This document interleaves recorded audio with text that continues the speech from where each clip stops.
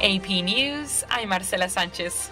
The BBC says it's sorry to President Trump. AP correspondent Ed Donahue has more. The BBC is apologizing to President Trump over a misleading edit. The BBC says Chair Samir Shah sent a personal letter to the White House. He apologized but strongly disagreed there was a basis for a defamation lawsuit. The president's lawyer threatened a $1 billion lawsuit. The dispute was sparked by an edition of the BBC flagship current affairs series Panorama, broadcast days before the 2024 election. The edits were from a speech on the day of the Capitol riot. Amanda Carey lives in London. It's something that should never have happened. They're supposed to be a paragon of impartiality. A third-party production company made the film and spliced together 3 quotes from 2 sections of the speech into what appeared to be one quote in which the president urged supporters to march with him and fight like hell. This is White House Press Secretary Caroline Leavitt. The president has made it very clear that this is a leftist propaganda machine that is unfortunately subsidized by British taxpayers. I'm Ed Donahue. The House is moving toward a vote on releasing files from the sex trafficking investigation into Jeffrey Epstein.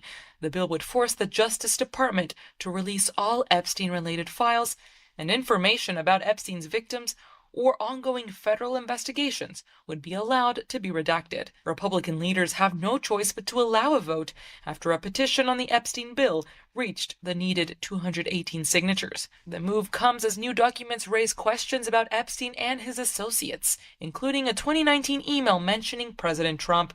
The White House has accused Democrats of leaking emails to smear the president. Jeff Bezos' space company Blue Origin launched its huge New Glenn rocket from Florida. It's carrying a pair of NASA spacecraft destined for Mars. This is AP News. AP's Lisa Dwyer reports that the body of a missing miner has been found in West Virginia. Rescue crews have found the body of a coal miner missing since Saturday after a mine crew hit an unknown pocket of water, flooding the Alpha Metallurgical Resources Rolling Thunder mine east of Charlestown, West Virginia. Foreman Steve Lipscomb was found early Thursday. Crews worked around the clock for days in hopes of a rescue, pumping out water at a rate fast enough to fill an Olympic-sized swimming pool, roughly every 2 hours. Lipscomb was last seen trying to make sure that his crew got out of the mine safely. His death is the third at an Alpha facility in West Virginia this year. I'm Lisa Dwyer. More on this and other stories at apnews.com. I'm Marcela Sanchez, AP News. This is 8:20 a.m. WCPT Willow Springs and streaming worldwide at WCPT820.com. We are Chicago's progressive talk, where facts matter. Now, your WCPT 820 weather update. From the Weatherology Weather Center, I'm meteorologist Jennifer Wojcicki. We'll see sunny skies here for today with a high in the mid-60s. Winds out of the southwest around 5 to 10 miles per hour, gusting as high as 15. And then for tonight, increasing cloud cover with a low around 56. By Saturday, skies will become mostly sunny, high of 66 degrees. Then on Sunday, plenty of blue skies and sun. We'll see high around 49. That's your latest Chicago weather update. Currently, it's 46. Straight Talk knows the best holiday gift is simply saying yes. Yes, you can stay up late. Sure, more cookies. Of course we can watch that movie again. That's why we give you real unlimited data, so you can say yes to all of your family's streaming, scrolling, and sharing. And now at Straight Talk, get another gift worth giving, a free 5G phone with select plans. Because yes is the best gift to give. Yes! And receive. Available at straighttalk.com and Walmart. For network management practices, visit straighttalk.com. Alexa, play WCPT. WCPT from TuneIn. Welcome to Choose Views with Richard Chu. Get ready to dive into a world of insightful conversations and thought-provoking discussions. As progressives, our job is to have an all-inclusive, full-on assault with all of our players. A show that focuses on moving our political, social, economic, gender, and cultural conversation forward. And all of our players means all of our players. It's Choose Views. And now, here's your host, Richard Chu. Good Friday morning, progressives. Chins up and shoulders back. Welcome to the November 14th, 2025 edition of Choose Views, 773-763-9278. Find my show on Facebook Live, TuneIn Radio, heartlandsignal.com, and YouTube. Not MeTube, but YouTube. Email me at richard@wcpt820.com and follow me on X, Instagram, LinkedIn, Facebook, Blue Sky, Threads, Substack, and even Spottable. Yes, we hang out there, and you can catch all of our shows, as usual, by subscribing to our WCPT podcast on Apple Podcasts, Spotify, and iHeartRadio. There you can get Choose Views, featured interviews, Joan Esposito, live, local, and progressive, the great and wonderful Miss Patty Vasquez driving it home, and the big picture with Edwin Eisendrath out Chicago, and our other shows and interviews. Make your way over to heartlandsignal.com. Got to get these chords in order here. Make your way over to heartlandsignal.com and check out all of our cool stuff that we have there. Speaking of that, the articles and posts that we have there this week have been phenomenal. And particularly today with some of the Epstein stuff that's coming out, et cetera. JB, this one really, JD Vance calls ibuprofen, quote, useless medication. Really, JD? You really know that? I'm sure that, if one of the companies that's a manufacturer or distributor of ibuprofen might have something to say about that, and millions of Americans who are a lot smarter than you do. He says this, it's not necessary, safe, and effective. If I have, a back sprain or slept weird and I woke up with back pain, I don't want to take ibuprofen. Okay, then don't. Take something else, or don't. He says, I don't like to take medications. Okay, that's fine, but you're not a doctor, and there are millions of, not Americans, millions of people that have some pain and discomfort, and they need abatement to that. So, keep your opinion to yourself about medications where you don't have scientific evidence, true scientific evidence, not RFK Jr. Trash talking a medication. There's people that unfortunately may have to take something every now and again just because of, some systemic issues. So shut up, JD. Anyhow, work your way over to heartlandsignal.com to check out what we have posted there at our wonderful digital platform. The articles and posts are always strong. So we got a lot to cover today. Today's show is power packed. Let me give you the rundown. In our 6:30 hour, our good friend Karen Byrne from TruBlu Politics podcast will be calling in. Bill Zdenek, who is a volunteer with the American Cancer Society, will be joining us at 7 o'clock for a brief bit to talk a little bit about volunteering and some things that he's been doing there. Bill was on with us, I think, right before Labor Day. And I asked him to come back, and we've been trying to make it work. So today he'll be with us for a short bit because we then wedged in John Fugelsang in the 7 o'clock hour as well. John's going to be, we've been talking about the contest for John's latest book in production. So we're going to have a little bit of a chat with John. And then Kate Lincoln-Goldfinch, who we weren't able to have on Monday, is going to be with us in the 7:30 hour to talk about immigration and a few other items that are going on when it comes to ICE. So that's the show today, guys. We're going to be moving it along as best we can and making sure that we keeping you guys as informed as possible. Some shout outs to you guys that have sent me emails again, and always the texts are truly appreciated, and hopefully I've been able to respond as best possible. Shout out to Cindy over in southwestern Michigan. She's been a staunch, strong follower of WCPT, the family meeting here on Choose Views. So shout out to you, Cindy, in one of those wonderful townships in Michigan. Thank you for being a great follower of the show. But right now, we're going to bring you a couple clips. Check this out, progressives. We don't have a Justice Department anymore. We have a Trump Department of Let's Protect Trump. We have inexperienced and unqualified people as U.S. attorneys. The second in command at the DOJ, as well as the first, are just completely Trump lawyers. They are not our lawyers anymore. So that is how I would take the deposition of a friendly witness who I knew was going to help my case. That is not seeking evidence. That is not seeking truth. And why would he? He's Trump's lawyers. He's not our lawyers. None of them are.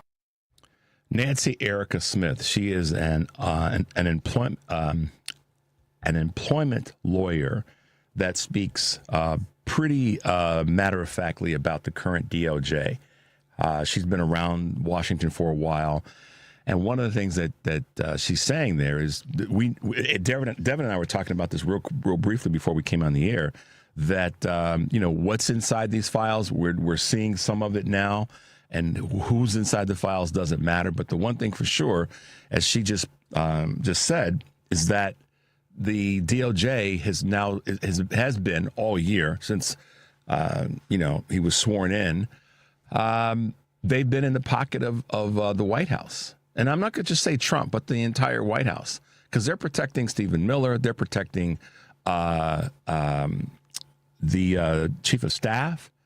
They're protecting, whatever her name is, Melania.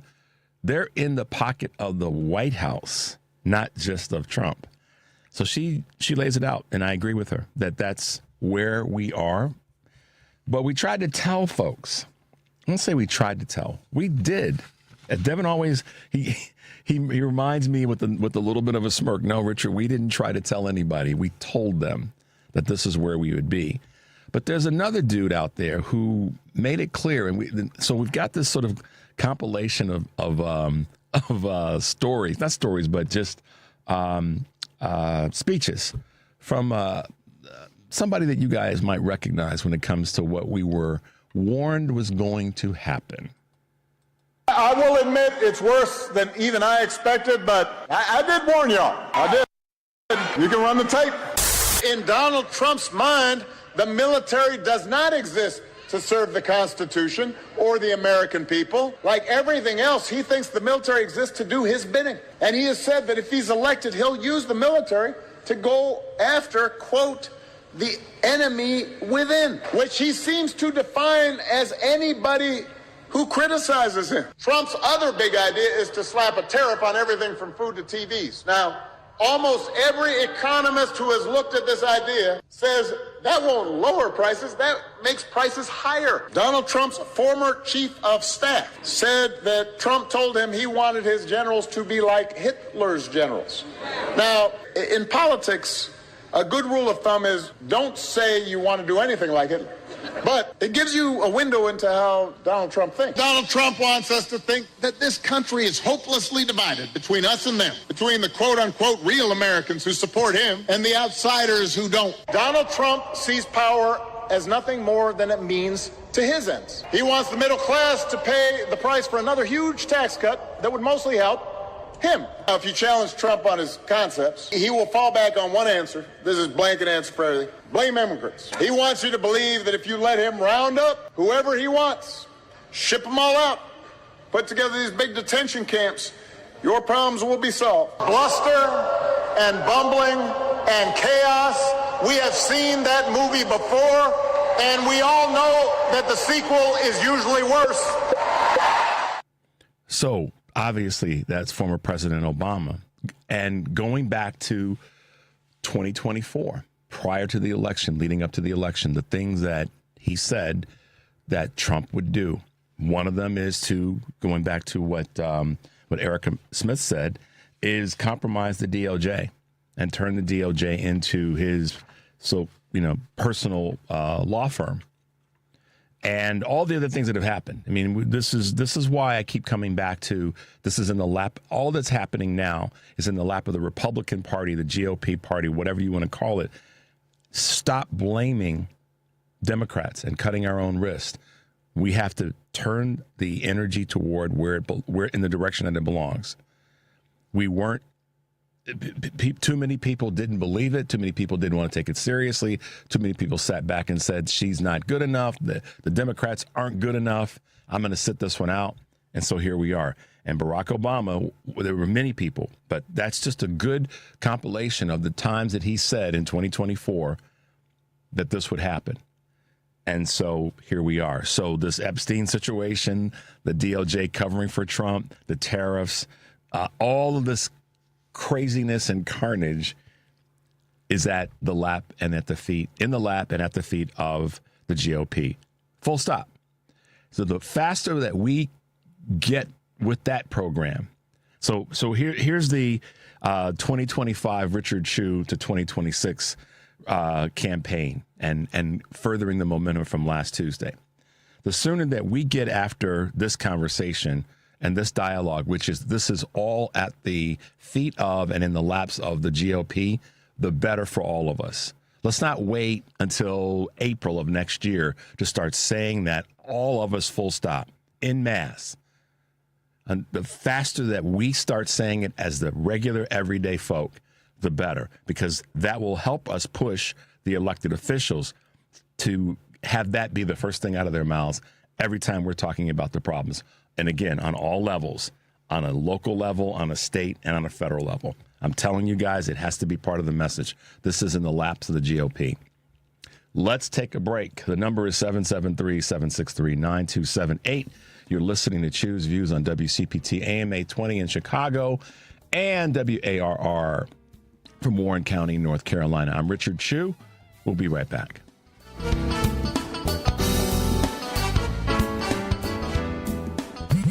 Straight Talk knows the best holiday gift is simply saying yes. Yes, you can stay up late. Sure, more cookies. Of course we can watch that movie again. That's why we give you real unlimited data, so you can say yes to all of your family's streaming, scrolling, and sharing. And now at Straight Talk, get another gift worth giving, a free 5G phone with select plans. Because yes is the best gift to give. Yes! And receive. Available at straighttalk.com and Walmart. For network management practices, visit straighttalk.com. Progressive knows there are some surprisingly expensive things in life, like rugs. People say a rug would really bring the room together. And sure, you don't know what that means, but it sounds important.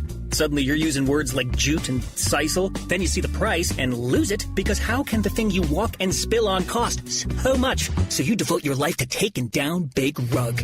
But then you remember that switching your home and auto to Progressive could save you hundreds. So, looks like Big Rug is safe.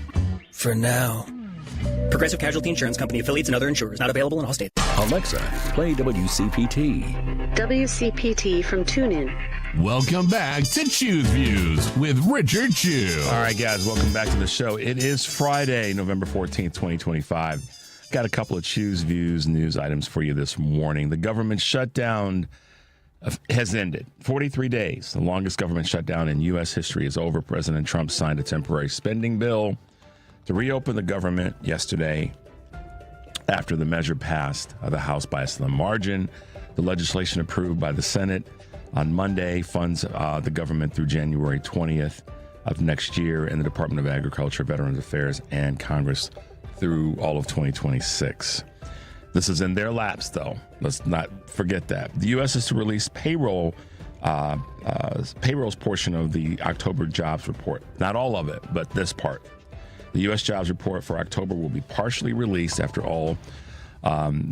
Trump's top economic advisor said yesterday the employment report had been withheld due to government shutdown. Not really.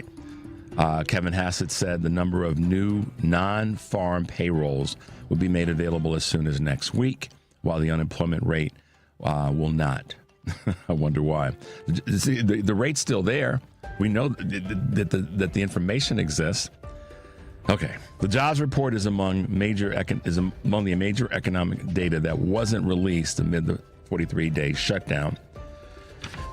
But hopefully we'll have that information next week. Starbucks workers launch a strike on Red Cup Day. Unionized Starbucks workers in 40 cities began striking late yesterday, a move timed to coincide with one of the chain's biggest sales days of the year. The walkout begins on Red Cup Day when the company gives away reusable holiday-themed cups, and the union is threatening a lengthy strike involving over 1,000 baristas in 65 cafes. Workers United says it represents 12,000 baristas at about 550 of the chain's roughly 10,000 U.S. locations. Amazon aims to absorb the 100,000 Whole Foods workers. What does that mean? They're going to fold in the entire workforce of over 100,000 employees into its core business by 2026. Citing internal documents, the move reflects the tech giant's effort to stream its grocery strategy under the leadership of Jason Bushell. Earlier this year, Amazon began to absorb Whole Foods corporate staff. Next up is its frontline workers. It's all part of the Project Cremini, which will see the newly integrated employees using Amazon's internal systems for performance reviews, workplace tools, and pay. Last but not least, flight chaos is seemingly easing with reductions frozen at 6%. The transportation officials announced that the FAA mandated flight cancellations will remain frozen at 6% in anticipation of the government reopening. And now that that's happened, instead of ramping up to 10% by the end of next week, already the schedule changes have begun to abate with cancellations at their lowest number in nearly a week. As of yesterday, nearly 1,000 U.S. flights had been canceled per FlightAware. More than 9,000 were scrapped between Friday and Tuesday from over the weekend travel. Delta alone cut over 2,000 flights. So hopefully that's moving in the right direction, and that the people who were most impacted by that, both as employees as well as those who travel, are going to see that ease up a little bit. So there you go. Just a couple of quick views, and news items on this very busy Friday, November 14th, 2025. Now, if you're in Chicago, as we do on Fridays, we'd like to give you a couple quick things to do and hang out and places to go in and around the city of Chicago. So that would include the evenings at Renaissance, Letters of Gratitude, taking place here in the city of Chicago.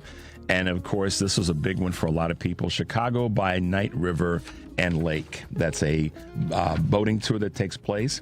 You can also do the Chicago Architecture Center River boat cruises. Those are always a fun thing to get out and take advantage of. The Alicia Keys award-winning play Hell's Kitchen is taking place as well here in Chicago. Bingo ALK is another fun little event that started back in the late summer that'll be running through the end of the year. And yep, it's holiday season, so once again, Macy's holiday celebrations on State Street in Chicago are always a big thing for folks to take advantage of. So you can make your way over there and see the big Christmas tree and all the beauty that takes place. Christmas Carols performing starting this weekend at the Goodman Theater through December 31st. And Gunther Steiner, the unfiltered live conversations spanning over the Formula One race car driver and the F1 team. So you can take advantage of that. And then let's see, we've got a couple more. Oh, yeah. Teatro Zinzani taking place this weekend, starting on Sunday here in Chicago at the Chicago's Onstage performances. So a few things to hang out if you're hanging out in the city of Chicago. Get out and about, check out some of the new restaurants, and don't stay in the house. The weather's supposed to be decent this weekend, starting with today. I understand we're going to possibly make it up to 60 degrees. So make sure to get yourself out and about. All right. So today's show, as I've said so many times with regard to Fridays, we got a lot going on, but I wanted to just remind everybody that through the course of the week, one of the things that we try to do is just get you a little bit fired up and stouted up to be able to deal with folks over the weekend. What I find is that when we're immersed with the people that we know, i.e. family and other friends and colleagues and all the rest, that's when you get hit with all the craziness from people politically and socially. So today we've got some great folks that are going to be with us. Our good friend Karen Byrne is just checking in. She'll be on the line with us in a moment. But it's always my goal to get us to the weekend and have you guys be ready to run out the door and take down any of the crazy commentary and opinions from people that you encounter during the course of the weekend. So hopefully we'll make that happen. As I said earlier, with one of our guests that's going to be on the show in the second hour, John Fugelsang. As you guys may know, John Fugelsang's new book, Separation of Church and Hate, is a New York Times bestseller. And to celebrate, John is hosting a book tour pay-per-view comedy special recorded in D.C. on Saturday, November 15th at 8 p.m. Central, which is tomorrow.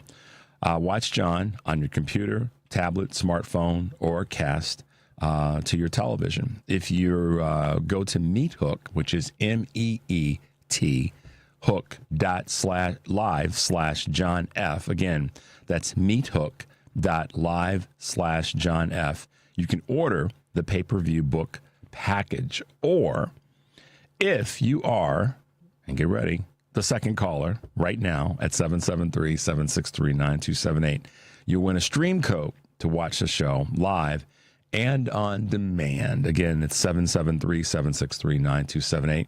Give us a call right now. The second caller will be the winner. Contest running on WCPT 820 are open to listeners 18 or older and residents of the greater Chicagoland, Northwest Indiana area.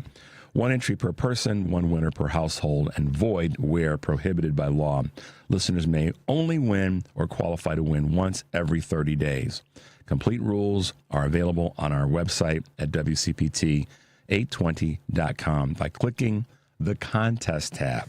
So make your way over there. And, of course, the second caller will be the one that gets to receive the stream code. So there you go. Wow. Okay, there we go. We're good. Let's, want to take a little earlier of a break? Sure. Yeah, let's do that. Then we'll come back and we'll grab Karen. 773-763-9278. You're listening to Choose Views on WCPT AM 820 in Chicago and WARR 1520 AM and 103.5 FM from Warren County, North Carolina. I'm Richard Chu. We'll be right back.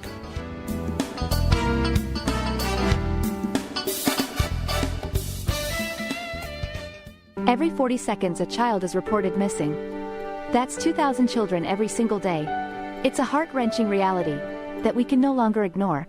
Find the Children is a non-profit organization dedicated to helping find missing kids. You can be a part of their mission by donating your unwanted vehicle, running or not. Call 1-800-775-5622. We guarantee that you will receive the maximum tax deduction. We provide fast, free pickup with 24-hour response. Call 1-800-775-5622. Find the Children provides crucial resources to help find missing children and educational materials to teach kids how to recognize and avoid predators. Our recovery programs have a proven track record of reuniting kids with their families. It's time to act. Donate your unwanted or unused car. Help us build a world where every child is safe. Pick up the phone and call 1-800-775-5622. Together, we can bring these kids home safely. This advertisement was paid for by Cars R Us and Find the Children. You're listening to WCPT 820. Here's the latest Chicago weather update. From the Weatherology Weather Center, I'm meteorologist Jennifer Wojcicki. We'll see sunny skies here for today with a high in the mid-60s. Winds out of the southwest around 5 to 10 miles per hour, gusting as high as 15. And then for tonight, increasing cloud cover with a low around 56. By Saturday, skies will become mostly sunny, high of 66 degrees. Then on Sunday, plenty of blue skies and sun. We'll see high around 49. That's your latest Chicago weather update. Currently, it's 45. Chicago's Progressive Talk, WCPT 820, where facts matter. Welcome back to Choose Views with Richard Chu. And we are back, folks. Thanks for being with us this morning. Yes, November 14th, 2025. Yeah, we made it. Halfway through the month, kind of. Thanksgiving is 2 weeks away, yesterday.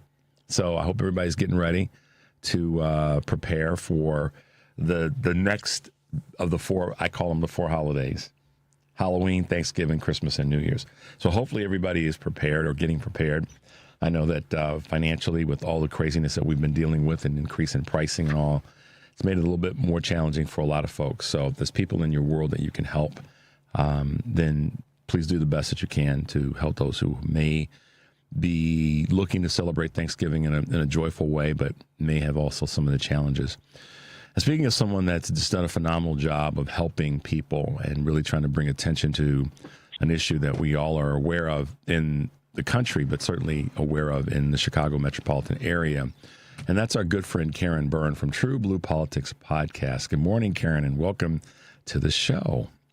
Good morning, Richard Chu, and thank you for having me on. I appreciate you always. Absolutely, absolutely, my dear. Well, the reason I said that about helping folks is, and by design, I wanted to remind you guys, a few weeks ago, Karen started a GoFundMe for a family that's been impacted by the ice raids and impacted by all this craziness that's going on. And so I wanted to just kind of pivot to that right out of the gate that if and Karen will talk about it, and I'll shut up and let her talk about it. But if there's still a need, Karen, share what you can with everybody about what's happening there, and let's see what we can do. So, Christopher was one of the first families that I met, family members that I met over at the Broadview ICE detention facility. And he came looking for his brother, who had been here for 30 years and was grabbed by ICE off of his work truck and brought to the Broadview detention facility. It was a little bit of a challenge for Christopher to determine that his brother was in fact there, and within a week, his brother was deported to Mexico, leaving Christopher, who is working 2 jobs and also now some odd jobs just to try and fill part of the gap that his brother's income left for he and his mother. His mother, I understand, is afraid to go to work, as so many family members and so many of our citizens are afraid to go to work, regardless of their status. Christopher is actually a citizen. He was born here. But his family and arguably the head of household has been taken from them and deported.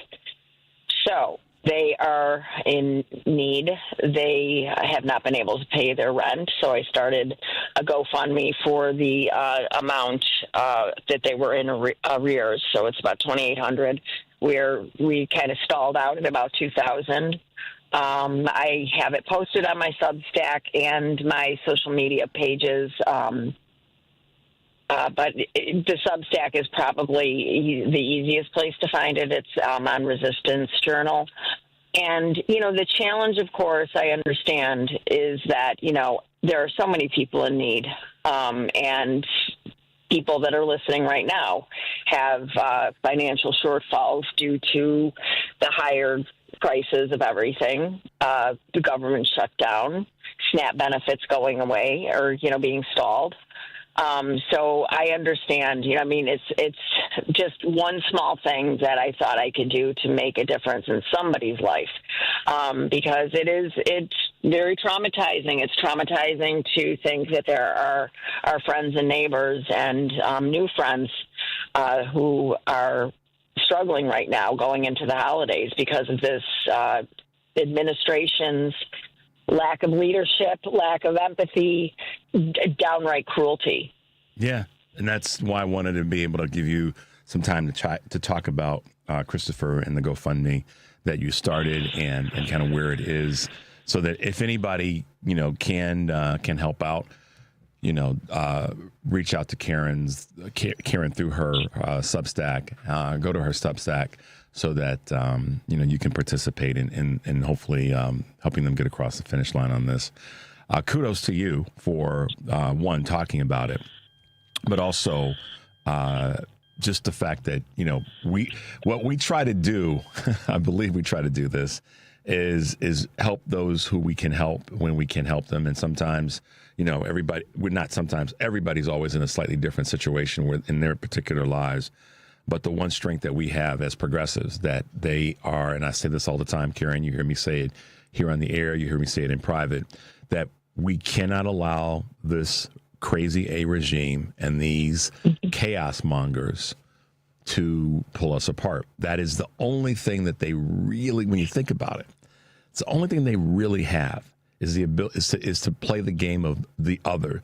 And then the clip that I had with President Obama talking about where the GOP has a standard line that they use, that when everything goes sideways, he said Trump, I'm going to say the GOP, they want to blame immigrants, they want to blame the others, and then make it be about separating us. And so acts of kindness like this, when it comes to the GoFundMe page, are ways of saying, no, we're going to do, even when it's a perceived small thing, that's a big thing for a family that's in need. So kudos to you for keeping that alive. Well, thank you. And thank you to everybody out there that has actually donated already. I really appreciate it. I wish we could do more. I wish we could. It's frustrating. It's frustrating, quite frankly, that people are having to unnecessarily struggle like this. Yeah, and this is will being imposed on people because they look different. It's kind of weird sometimes how we phrase things, and I try to be mindful of how I use certain words, but that they look different. Well, what says they look different? What says they sound different or speak a different language? We all get caught up in that, and I'm not pointing fingers at anyone in particular, but it's because of this crazy regime. It's the reason that this stuff is happening, as I say so often, is because we pulled the mask off the mediocrity of the people that have been running stuff. And when people like you, like me, and many others who are, shades of color between your skin tone and my skin tone, and even if we talk about this from a gender perspective, somewhere between me as a straight black dude and you as a straight white woman, people get offended by anything that doesn't fit the narrative. But we've ripped off the veil of mediocrity of the people who call themselves in power. And that's got them really, really riled up. And every time I think about President Obama, I think about what's the phrase people use, living rent free in people's heads. Man, oh man, has that dude ever done that? And yeah, I do blame him, but in a positive way. I do blame him. He ticked off a lot of under the rock cravens, and so. The Republican Party and the Republican voters and the Republican Party has really shown its their rear ends, so we see them. And, in a way, it was a real favor because it became an awakening, I think, too. And I always say this in white liberals. I think that it made us all wake up a little bit to see, and, because a lot of the people that we had known for years started showing who they really were. Yep. I'll tell you, some of the emails that I started getting, I was like, what? Like, I'm sorry. Wait, what? Keep going, dear. I'm sorry. It just tickled me. No. So, and I do think that it has kind of shaken some previously held notions loose. And, one of the things that I think I'm starting to wake up to as well is how straight white men have been able to operate throughout their lives, not have to have, difficult conversations, not have to, they could have all of their friendships and, we could have differences of opinions and, we could talk about, how we come up with revenue and we can talk about how we spend the money, right? But this is so much deeper. And I think that now that it's being exposed, my patience sometimes with some of the conversations that I'm a part of and some of the conversations that I overhear, it's a little frustrating as a woman who has seen two exponentially more qualified candidates, female candidates, lose to an absolute moron, somebody who has failed up his entire life with, like so many powerful, wealthy men and white men in this country. And then you look at the Epstein scandal and the cover-up that is happening right now. You look at the fact that women in the last 2-3 years have seen their right to reproductive care taken away from them, bodily autonomy completely taken away from them. I'm old enough to remember a time when my mother didn't have her own checking account. Mm-hmm. Yeah. And so, and we're all old enough, to remember that time. And so it hasn't been that long, but to hear, I was in company of two older white men, and they were, just forlorn about the fact that they couldn't have, political conversations, or I just want to be able to go to art class and, do my drawings without having to get into political conversations. And, just how privileged that position is. I think, I just want to be able to, sink in and just, not have to talk about this stuff. But in reality, every single day, people are being impacted, whether it's somebody being grabbed by ICE in the city of Chicago or down in Arizona or wherever throughout this country. And the fact that women are second-class citizens in this country, and we just got slapped twice in the last 10 years. So I'm kind of over that, and I really wish that some of these people would wake up and start looking at their privilege and think about what they say when they say it. Karen, I'm so glad you capped that off there with that point. You've heard me say this. Everybody's heard me say this. My four legs of the stool: racism, sexism, white Christian nationalism, Christian nationalism. Devin looked at me like, what just happened to your brain? and the fourth one is privilege. And so to your point, what you just described is a lot of dudes, and we'll be specific here to your point, a lot of liberal white men have rested on their privilege. And because we know what's happening on the other side, but they've rested on their privilege because unfortunately, I'm sure, and this is where I'm being a little bit, caring. They understand, we're part of the problem. We let some of this happen.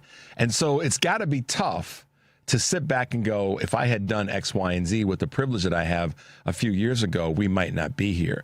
And I understand. Eric Grant talks about this on the family meeting I've mentioned before.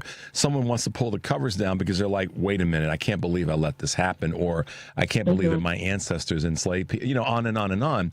But I get it. They're like, I just don't want to deal with this.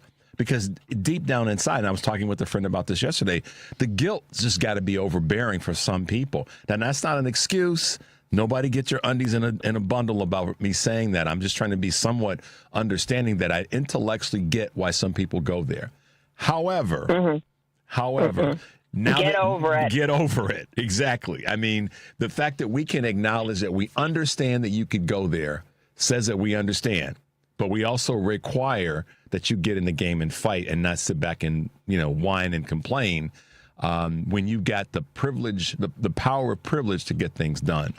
But yeah, Karen, we have been, I think we've been pretty effective at pulling the curtain off, of the people that don't, Kevin Schultz, who you've been in studio with us when he's been on air talking about, everybody hates white liberals, including white liberals.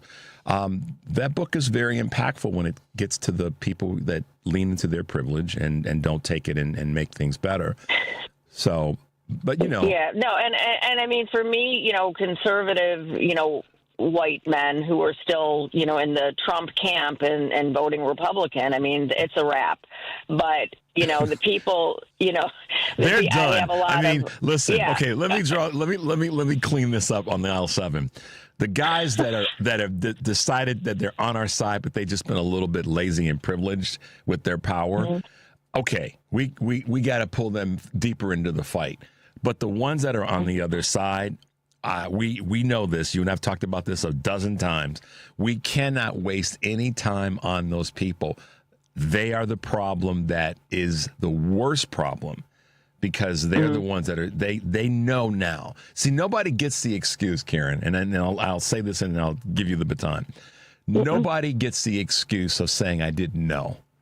At this point, that's no longer, that is an excuse. You don't get the reason that you can no longer use that as your reasoning. It's an excuse to say I didn't know or I wasn't aware. Okay, baton back to you. Yeah, no, we know who this person is, and everything, the ugly underbelly has been laid bare. We see who the Republican Party is. We see the racism. We see the misogyny in this country for what it is. And, again, I mean, to me, and this is the thing, liberal white men out there that are hearing this, if this isn't you, I'm not talking about you. Right. And if it is you, I would ask you, please, consider what women, because I'm a woman, consider what women in this country have had to do and black folks have had to do, fight for every single right that they have been granted, whether voting, whether, having financial autonomy, being able to purchase homes without discrimination, and we have a lot of work to do on that front as well still. But to then also have to stave off an onslaught of threats and attempts by the right wing in this country to drag us back to a time when we didn't have those rights. And so we've been fighting to stave it off, to stave off what happened a couple of years ago with Roe. Yep. Okay, there are women bleeding out in parking lots in Texas. There are women who are dying from sepsis. Still. There are, and this is preventable. This is something that should not be happening in this country. There are families that are being torn apart. So get out of your privilege, get out of your little comfort zone. Yeah. And if these people are your friends, and they're not gettable, because again, as I said a moment ago, Karen, there's nothing. It's only excuses now.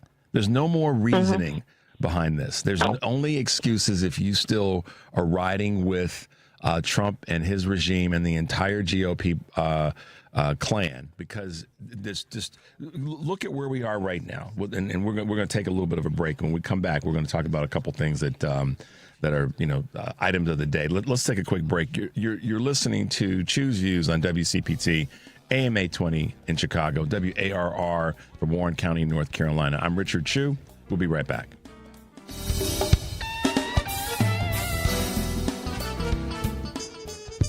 Hey progressives, this is Richard Chu, host of Choose Views here on WCPT AM 820, 6 to 8 a.m. Monday through Friday. We have some real challenges in front of us as a country. Since the beginning of this show, I have always felt compelled to bring you the best that I've got. Now, there's always a why to doing whatever we do. So, as we go forward and face these challenges, know this: you listeners are my why. Because I want to make sure I do everything I can to provide a safe, open, forward-moving space that allows you to call, email, text, or just listen to a guy that wants to help you bring out your own championship qualities to truly make this place better for us all. Lofty goal, idealistic, maybe so. But that's my why, and I look forward to bringing you the best that I've got. This is Richard Chu. Stay tuned. Because facts matter. You are listening to WCPT 820. Welcome back to Choose Views with Richard Chu. Hey guys, welcome back to the show. I'm with our good friend Karen Byrne from TruBlu Politics podcast. Karen, so listen, 57% no, not 57%, numbers higher than that. I think it was 74%. The point I'm going to make is someone said, well, but Richard, 52% of white women voted for the rapist. Yeah, 52. 50, the number didn't drop below 52% in the last three elections. No, I think it was 57%. In this last, it was 52, 56, 57. So 2000. Yeah. So 2016, 2020, 2024. Those are the numbers. Yeah, so I can say this for Karen safely. Her message about the privilege isn't just to white men that are liberals or white men. That's a broad. Yeah, okay, I'll stop. You say it, not me. No, well, yeah, it's my cleanup, not yours.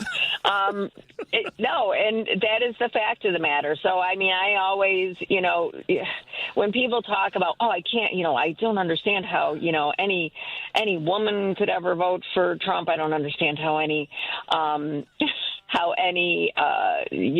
Latino could vote for Trump. I don't understand how any black person could vote for Trump, fill in the blank.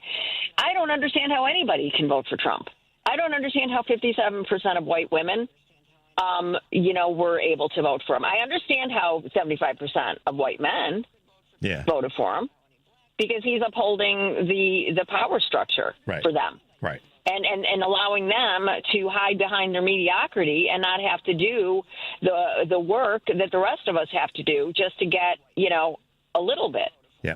So Yeah, that's that's where I fall on that whole situation. Yeah, you're your own cleanup on aisle 7 there. So let me ask you this question. I mean, I in the conversation around this Epstein just horror show. At the end of the day, Devin and I were saying this before we came on the air. It's ultimately, who's on the list is what it is. But what really is we cannot forget this. We have to remember that children, young girls and children were taken advantage of, were abused, were raped by grown men, and very possibly some women too. But to that end, I'm not even baffled by this statement that Megyn Kelly made about I was just going to say. Then I'll just shut up and let you run with the baton again. No. Go ahead. No. Go ahead. I want to hear what you have to say about it. Okay. No, I do. Okay. All right. Here's what I'll say. And I know you probably just turned beet red with laughter. This is what I wonder. I wonder if she and RFK Jr. have the same worm in their brain. Because the Lord knows what. I mean, unless you've got some serious disconnect from reality, why would you say that publicly? I mean, listen, sometimes I guess we want things to be said publicly so we know it's out there. We want to know that the crazies are out there. But good Lord, I mean, seriously, you're gonna if you believe that, and talk about not reading the room. I mean, there's so many things that's how it impacted me. But go ahead. But this is. I mean, really though, if you think about it, this is the cultural conditioning where girls, teenage girls, are sexualized in our culture to such a degree that, I mean, it's in our media. Look at how, even, and I'm looking at some of the John Hughes, movies that were made, I think with like Pretty in Pink and 16 Candles and things like that. And some of the ways in which, there was essentially a date rape. And I think, was it 16 Candles where this young lady got so drunk and they were taking advantage of her. Yeah. Things like that where it's just like it is so baked into our culture.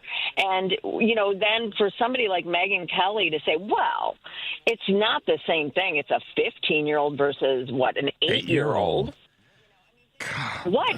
No. I'm sorry. There has to be zero tolerance for this kind of stuff. And we have to take a real look at our culture and the things that have been passed over as essentially nothing. And that now all of a sudden, and it, even like my dad says something like, it's like, these are, they're underage girls, and I'm like, no, they're children. They're children. Yeah. They are children. So let's stop, with even the way we talk about it. Right. Because it gives cover. These are girls. It gives cover and it makes it subtly, it's kind of okay. Oh, God, it's horrible. Mm-hmm. It's just. Mm-hmm. And I mean, I'm in the middle of listening to Virginia Giuffre's book, and what happened to her, and and her story is very typical of things that go on with this particular, with sex trafficking, and why Jeffrey Epstein and Ghislaine Maxwell and these wealthy white men have been able to do what they do. They know exactly what to look for. Women or young girls rather that were traumatized or as children. Were sexually abused as children, have come from broken homes, are desperate financially, and so they're perfect to cultivate, to bring in, to recruit and cultivate. Yeah. And then the even further abuse is that then they get these girls who have been groomed and into this culture to then go out and help recruit other girls. Other girls. Yeah. And so, there's the speculation, and I was, I can't say some of the stuff over the air that I read in terms of the emails. You guys can do your own research, but at the end of the day, that the Republicans right now want to keep trying to find ways to guard and protect Donald Trump.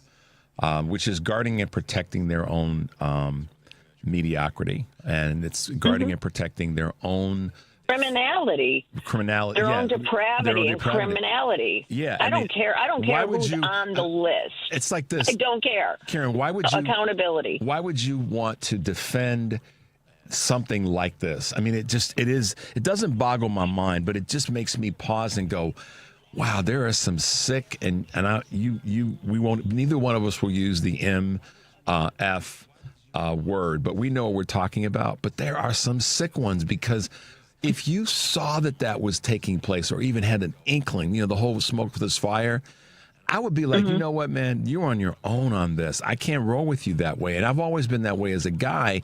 It's like, listen, when I've been hanging out, my litmus test with guys has always been, in terms of we're going to be friends, is if I can't trust you with the women in my life, like my wife, my sisters, my Karens, meaning Karen Byrne, not Karens, but Karen Byrne, and other women that I respect, then I can't roll with you. If I can't trust you with them one-on-one when I'm not around, I can't roll with you. So for me, my litmus test, my bar is really high. And so when I see people in the GOP that are truly the guardians of pedophiles, even thinking about anything other than this, Karen, nah, you know what, dude, you guys are on your own. No matter who's on the list, or that the list exists at all, that's the part where I'm like, damn. And can we look at too, money in politics, how influence and access is bought by powerful people. I mean, Jeffrey Epstein, he brought in department heads of some major universities and higher education departments. And he brought them in, and he essentially handed off young girls to them as well. He compromised them as well. And I'll tell you what, like, I kind of have my feelings about Bill Clinton and, whether or not he actually was participating in raping these teenage girls. I tend to think that if he had, we would know about it. However, can we look at why are you even – I mean, we know that those rumors were out there. Those rumors were out there. Yep. So how could you then go and think, okay, yeah, I'm going to take money from this person? Yeah. Where is the discernment in where people get their money from? Even lack of judgment. Like, you know what? I can't get with you. You got some odors that I can't let get up on me, because I got to maintain my own sense of decency. But at the end of the day, so at that point, I think that we do need to really take a look. And some of these people that are in power or looking to be in power, they have to be more critical and discerning about where they get their money from. That's right. Because, this is exactly, part of the reason that we're where we are. And it's just the fact that it's allowed to happen, and that these people are able to hide in the shadows and go undercover. And then now here we are, and we have an entire Republican Party that is covering up for criminality and the rape of children and girls and women. They're complicit as hell. Karen Byrne, TruBlu Politics podcast, my road dog for Fridays. Be careful out there, Karen. It's the weekend, but thanks for being with us this morning. Appreciate you as always. Thank you. Thanks for having me on. And I'm going to go see Dana Goldberg tonight. That's right. Dana Goldberg. That's right. Dana's in town for 2 Chicago. shows. And make sure you guys go to the GoFundMe page. We've got to wrap it up, Karen. Have a good weekend. All right, honey. We'll have talk to a you great soon. one. All right. Talk to you soon. Bye-bye. Bye-bye. All right, you're listening to Choose Views on WCPT AM 820 in Chicago and WARR 1520 AM and 103.5 FM from Warren County, North Carolina. I'm Richard Chu. We'll be right back.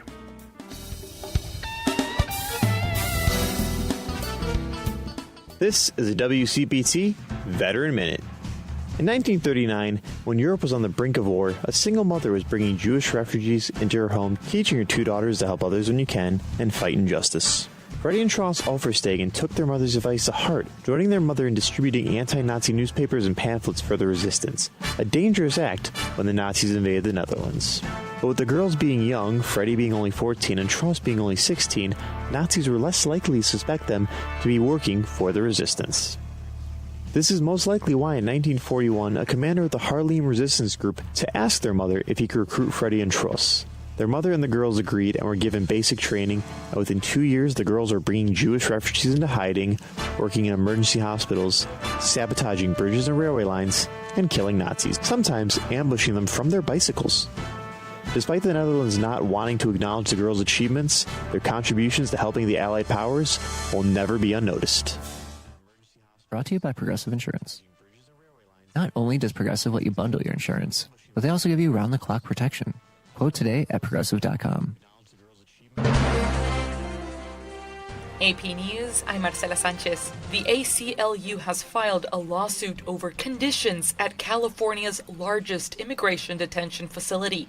AP correspondent Ben Thomas has more. A federal lawsuit alleges appalling conditions at California City, the state's largest immigration detention facility. The American Civil Liberties Union represents 7 men being held at the site, about 100 miles north of Los Angeles. The complaint describes sewage issues, inadequate medical care, and a lack of basic supplies like soap. It also alleges severe understaffing and crumbling infrastructure. The facility was a shuttered prison that reopened in August to serve as a detention center and now holds about 800 people. Homeland Security denies the allegations. I'm Ben Thomas. House Speaker Mike Johnson said he plans to hold a vote next week on a bill that would force the Justice Department to release all files from the sex trafficking investigation into Jeffrey Epstein. There would be some redactions. New documents have raised questions about Epstein and his associates, including a 2019 email mentioning President Trump. And AP correspondent Karen Shamas reports on a wildfire in California. Fast-moving wildfire in picturesque Mono County in California has damaged 15 structures and prompted evacuations. The pack fire forced the closure of part of a highway as firefighters worked to contain it on Thursday. The California Department of Forestry and Fire Protection says the fire had grown to about 5.3 square miles by Thursday night. It also said the fire had been whipped up by strong gusts of wind that reached as strong as 50 miles per hour. But by Thursday evening, the department announced that fire activity has decreased due to precipitation in the area. I'm Karen Shamas. This is AP News.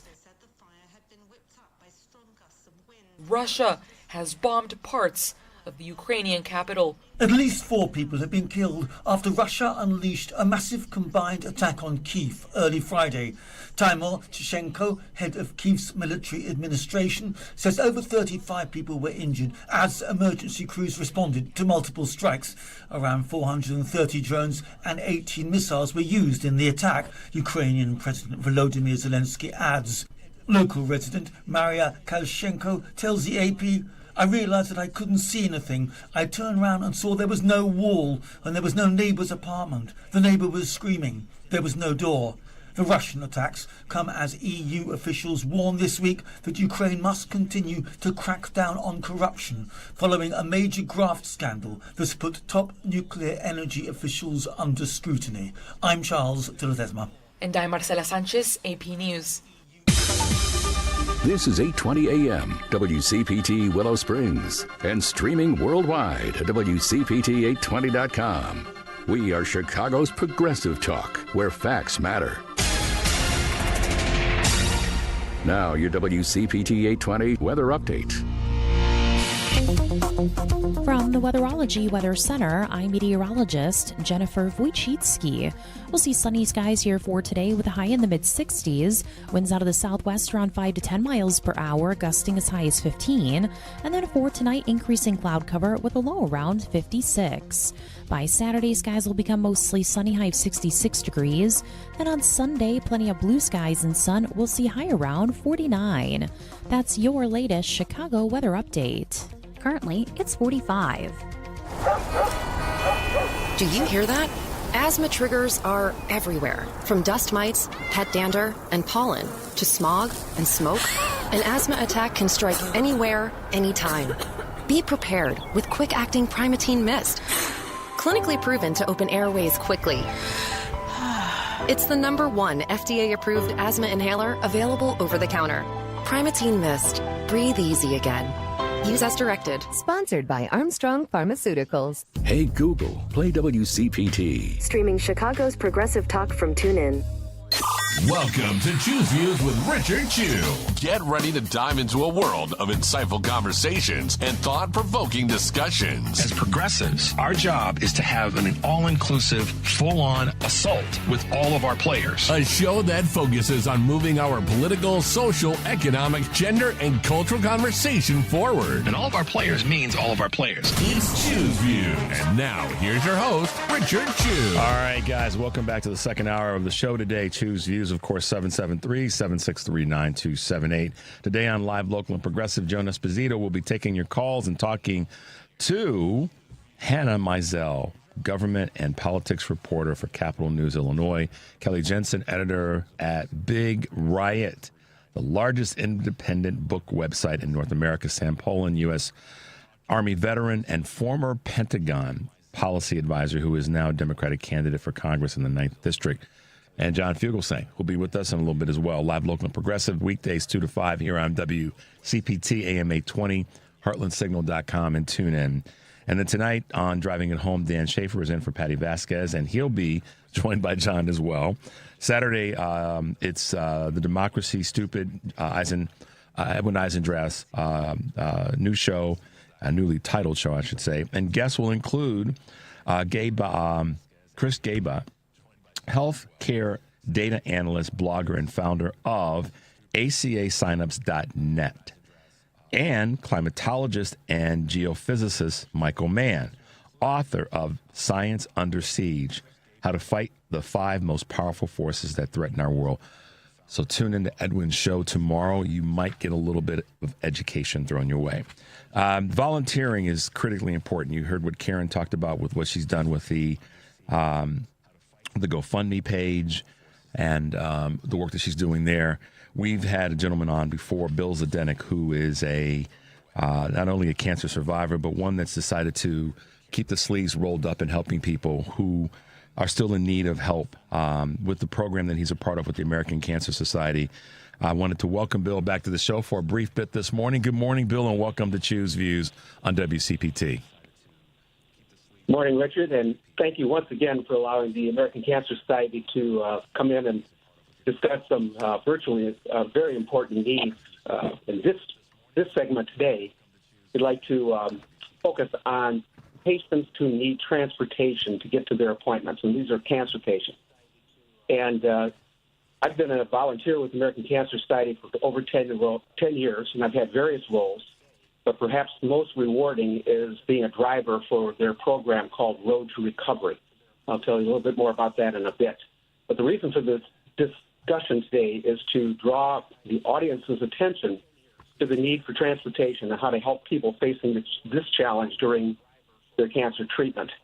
And I mentioned need, and when we look at this on a national level, there's going to be over 3.6 million people this year that will miss more than one or more doctor's appointments. And if this is a cancer patient, this is extremely important because missing appointments can have very, very serious negative effects on treatment outcomes. I mentioned need once again. In Illinois this year, we're anticipating approximately 75,000 new cancer patients. And this is the diagnosis, but then the need for the ride is compounded, and I'll explain that a bit here too. In terms of Cook County, we can anticipate 26,000 new cases of diagnosed cancer, and that represents 35% of the state's total. Now, to put that into perspective with the need for drivers, in Cook County, we currently have 46 drivers that are in the Road to Recovery program, and this is out of 212 statewide. That means that Cook County represents 22% or has a representation of 22% of the drivers versus a 35% disease burden. When we look and drill this down a bit further, in Chicago we have 17 drivers out of 212, which means that there's only 8% of the drivers in the state of Illinois reside in the city of Chicago. So what's the solution? We have a volunteer opportunity once again, Road to Recovery, we're asking for individuals to donate their car seats. Use your own vehicle. The requirements are very, very straightforward. You need to have drivers that are between 18 and 84 years of age, that they have a valid driver's license, that they pass a background check, and that they have Internet access, because that is how we notify each of the drivers as to the people who need rides. In terms of requirements for the drivers, it's a 45-minute online training course, and then we're asked to drive at least twice per month for the first 6 months. And to let everybody know, too, that the vast majority of the requests for rides is during normal working hours, 7 to 7, Monday through Friday. So it's very, very easy to access, easy to comply with requests. Go ahead. I'm sorry. Keep going, Bill. Keep going. Questions? No. I just wanted you to keep going so we get all that data out, because with our shortness on time today, I wanted to make sure we got as much data out for people as possible. So keep going. What else is important for people to be aware of? Excellent. Okay, patient eligibility. And this is important because the Road to Recovery program is open to anyone who is actively being treated for cancer. All we ask is that the patient be ambulatory, that they're not under any anesthesia or infectious disease, and that they give us advance notice. But it's very, very easy, because all they do is call into the number for the American Cancer Society. And many times, what it is that a ride is what stands between the cancer patient and treatment, which could mean a difference in mortality rates going forward. So extremely important.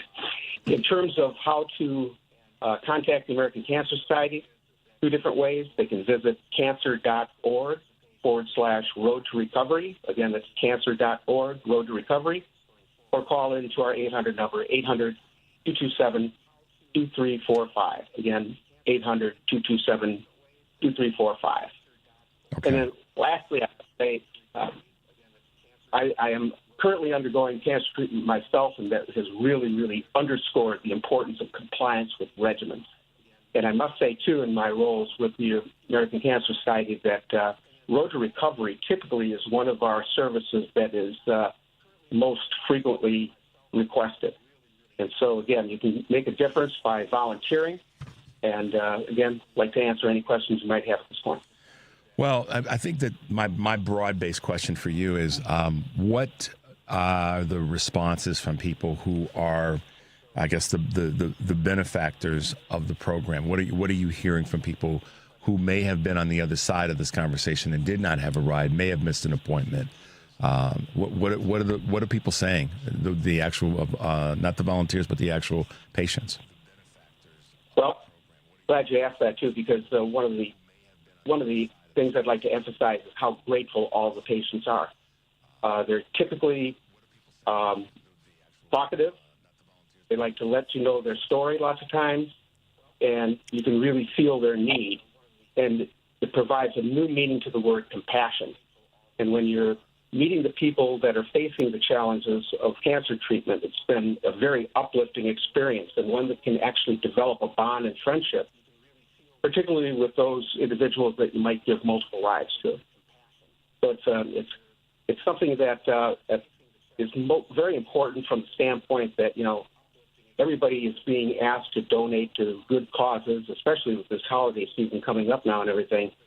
And we get requests for donations all the time for these great causes. But the big difference is, and I and many other volunteer drivers know that we are directly helping a person in need and potentially helping them to a more positive outcome. At the same time, we're providing comfort and peace of mind, and we're taking one more challenge away from the patient. Yeah. Bill, last question or two. Folks can if they can't donate their car or a car seat. I like the way you put that, a seat in their vehicle. I would presume that people can, and we talked about this before, make a cash donation. Is that correct? And how can that be done? Absolutely. You can contribute to the American Cancer Society at cancer.org, the same website I mentioned before, or you can call into the 800 number 227-2345. Okay. So somebody on that phone line 24 hours a day. I was going to say, is it manned, if you will, 24 hours a day? More drivers, more actual donations. But I think at the end of the day, that my goal in this short period of time was just to draw more attention to an important program that's been put together through the American Cancer Society, which is in search of more Chicago area volunteer drivers. The Road to Recovery program. Bill Zdenek is become the face of this. I know he doesn't like me to say that, but that's why we have you on the air, because you're the one that I turn to try to bring some light to this wonderful program. And I'm honored to have you on the show, Bill, to chat about this for a brief period of time today. So thank you so much for all that you're doing, and keep up the great work. We'll try to get you back on maybe after the holidays and talk about what people might need, because I know the big push right now is to get through the holiday season. But then, after the new year, we don't want to see a drop off in the volunteer work and the support. So we'll try to get you back on maybe right after the holidays. Does that sound good? Sounds fantastic. Richard, thank you very much for this opportunity. Do appreciate everyone's time. Absolutely. Well, Bill, thank you as well for your work and your contribution and dedication. Stay safe, and you stay healthy as well, my friend, okay? Thank you, sir. All right, be well. We'll talk soon, Bill. Bye now. Let's take a quick break. Devin, the number is 773-763-9278. You're listening to Choose Views on WCPT AM 820 in Chicago and WARR down in Warren County, North Carolina. I'm Richard Chu, and we'll be right back. Hey, honey, what are you doing? Studying for a math test. You want some acupuncture? Acupuncture can help with tests? Yeah, that was the subject of my published doctoral work. My research showed that one acupuncture treatment before a test improves memory by 9.5%. That's almost a whole letter grade higher. And it reduced procedural errors by 36%. That's all from one treatment. Additional treatments help more. Wow, I want some of that. I have patients who will come in before final exams, SATs, MCATs, and other tests. And we've seen this technique help older folks with things like dementia and Alzheimer's. Can I get acupuncture too? I have a vocabulary test coming up. Acupuncture can help remedy problems, but it can also help a healthy person perform even better. Come see us at Chicago Community Acupuncture at Milwaukee, Devon, and Nagel. Call us at 773-853-0920, 773-853-0920, or what's the website, girls? Chikomaku.com. WCPT 820, Chicago's progressive talk, where facts matter. This is Choose Views with Richard Chu. Hey guys, welcome back to the show. It's always fun here when we are doing all the things that we do to keep things moving forward with live radio. Next week on the show, my guests include former Clinton administration Secretary of Agriculture Dan Glickman, comedian and activist Cliff Cash, radio host Rick Smith, Reverend David Black, the pastor who was shot with pepper balls by ICE agents near the Broadview facility, along with historian Michelle Duster, Oklahoma State Rep and candidate for Governor Cindy Munson, and Iowa State Senator Caitlin Dray will be with us next week. So looking forward to chatting with all of those wonderful folks and all the great work that they do. Bill Zdenek with the American Cancer Society's Road to Recovery program is one of those champions that is doing the work that's so important in an area that impacts all of us. We all know someone either that has, or is 1 degree of separation from someone that's been impacted by cancer. So do what you can in that space. I know we ask a lot in terms of, volunteering and contributing and all that and donating your time. We just talked about that with the GoFundMe page that Karen Byrne has put together for a family that's been, separated due to this crazy ICE scenario. So we know we ask a lot. I'm not blind to that at all. I fully recognize that. But sometimes when a lot of people give a little bit, it has a huge difference. So sometimes that's all we need to do is a little bit of effort done by a lot of people. So hopefully through my show, and certainly more broadly through WCPT, you guys get the message that as much as we're trying to bring you the information to be stouted up for the weekends, we also want to make sure that you guys recognize the importance of a little bit of help goes a long way, and we try to do that here with this show. So I appreciate you guys being willing to give me some space to do that. And so thanks in that regard. In a little bit, we should have, hopefully we should have our good friend John Fugelsang joining us to talk about his upcoming event and recording, and certainly his great book that he's written that's now just knocking it out on the New York Times bestseller list. So that's really great stuff.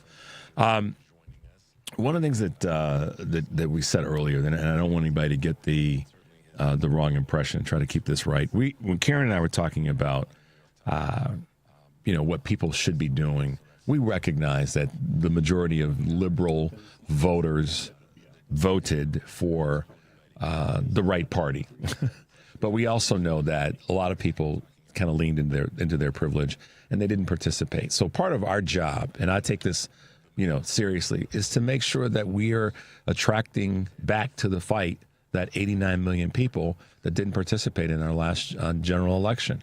And whether they be Republican, Democrat, Independent, whatever, a Green Party, as I said, I'm sitting out, whoever.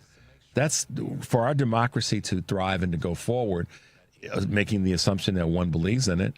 That's what's got to happen. We've got to have more people in the mix. And the proof positive, and this is what Congresswoman Kelly said, and others have said this week or since last Tuesday's election, that there are truly more of us than are them. The them being the craven ones, the garbage ones. There's more of us than there are of them. That's a reality. That's just a statement that a lot of the progressive voices are saying throughout the country. It's a reality. So we've got to bring back those who sat on the sidelines for whatever reason that they did. And I think that one of the things that we have to do, and it's tough, is to, kind of knock on the noggin of those who we care about that decided to sit this one out. We can't do that this time. So, yeah, we're going to have to go after our own people a little bit, not in a nasty way, but in an encouraging way. But the real fight, real fight, everybody, and this is how I started the show, we have to not slit our own wrist. It's the Republicans that are the ones that cause all this garbage and this carnage, not us. So John's with us. John Fugelsang.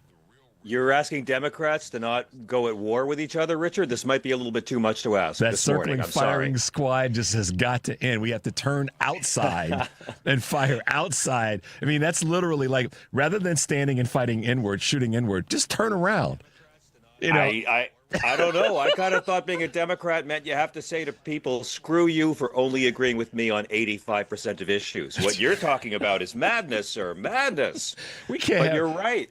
You're right. Everyone, when you're done being mad at Chuck Schumer, be mad at the people who are trying to take away the health care in the first place. This whole shutdown happened. I mean, and the food stamps. Mike Johnson didn't want you to eat because the Democrats didn't want you to lose health care. Now it's done. It's awful. We can be mad at Schumer all day long, but now the bad stuff's going to happen. And now we can't protect the Republicans from their own actions anymore. When Marjorie Taylor Greene is calling on you to save Obamacare, not because she's moral, but out of craven self-interest, because she knows how much that'll hurt red state voters. It's like, at some point, you got to sit back and watch these people stick forks in sockets on themselves. That seems to be how they want to play it. John, I got to, since you mentioned Marjorie, I got to put this out to you, and you and I'll do this off the air, but there's a gentleman who's running. You may already know this, but if you don't, we'll make the connection. Sean Harris, who is running against or for that seat in North Georgia, someone that a voice you definitely want to have on Tell Me Everything. So try to get him on your show because the dude is great. And he didn't win the last time, but he's got a huge amount of momentum right now.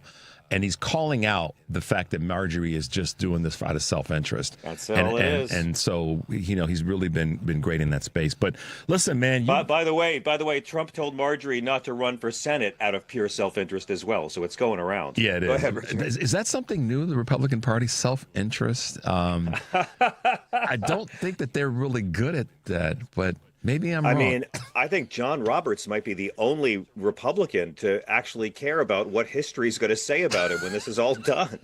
It's just Mitch McConnell doesn't seem to care. Trump really doesn't care. You look around, you try to find yourself a Republican who will defend Nixon now. When we were kids, they would still defend Nixon, right? The old guys, he wasn't bad. He just got caught.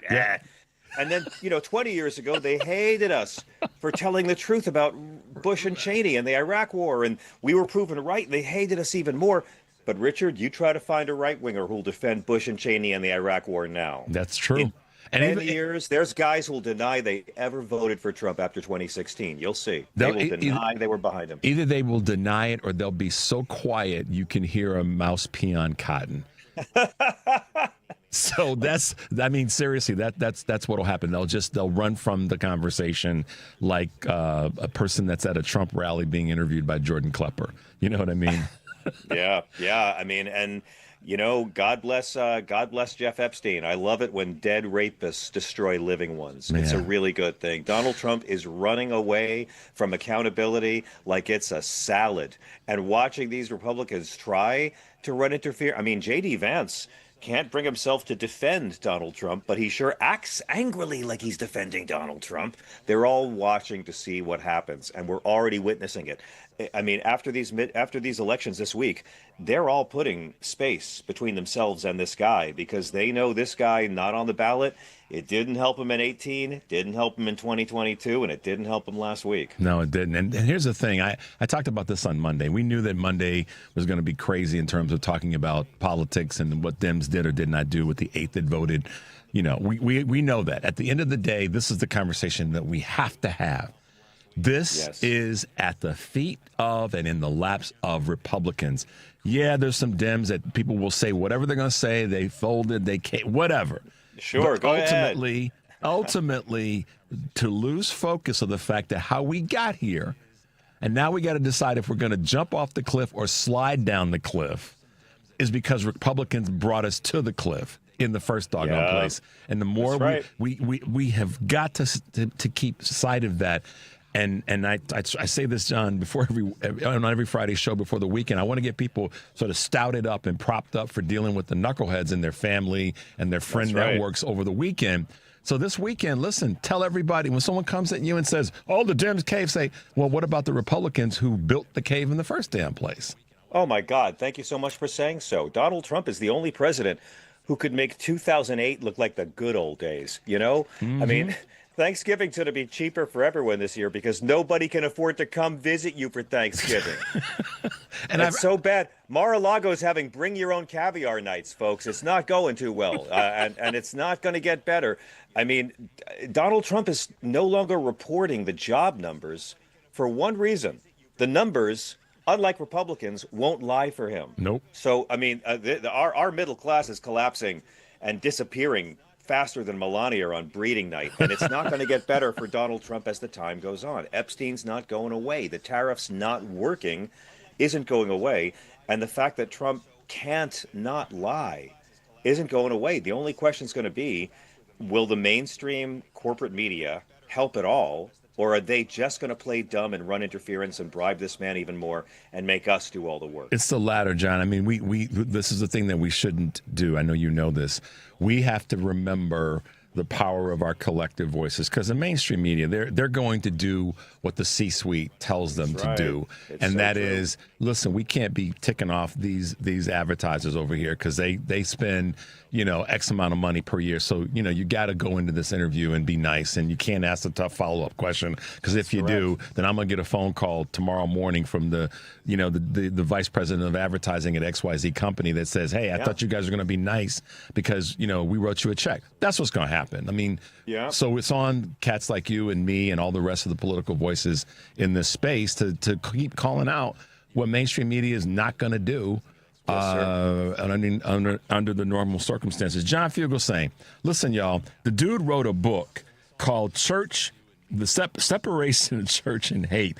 What a great title. And we got a couple of minutes just to run down this path together. But John's doing this sort of this great recording. He's gonna be doing this thing in D.C. Tell us a little bit what's happening. So we've been promoting it. We've been doing some contests. What's happening in that space? Well, and I'm so grateful to you and all the deeply attractive listeners of WCPT for supporting this book. So I wrote this book years ago about how to use the Bible for believers and atheists. how to use the Bible when you're debating with that right-wing Christian nationalist or fundamentalist in your job, in your school, in your family, in your government. Because even if you don't believe in Jesus, if you're debating a right-wing Christian on any of the issues that divide us, Jesus is probably on your side, whether he's a literal figure or not. They don't care about the teachings of Jesus. They don't care about religious freedom. They don't give a damn what God tells you to do in the Bible. They care about conservative Christian power. That's it. And they don't care about that the Bible's never against abortion. They don't care that homophobia is against the Sermon on the Mount. They use whatever bigotry they need to use to get more power. And we've all grown up with this sort of toxic Christianity.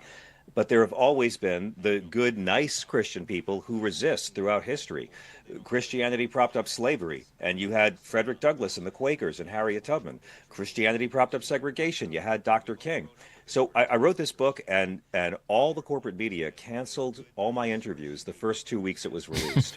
And we still made the New York Times bestseller list because I've always believed, Richard, the largest growing religious group, some say it's Mormons, some say it's Islam. I think it's people who were raised religious and now consider themselves spiritual because they're so turned off to all the hypocrisies and cruelties of so much of organized right-wing religion. So the book has been a New York Times bestseller on the list for 7 weeks. It's been wonderful, and we have started a tour.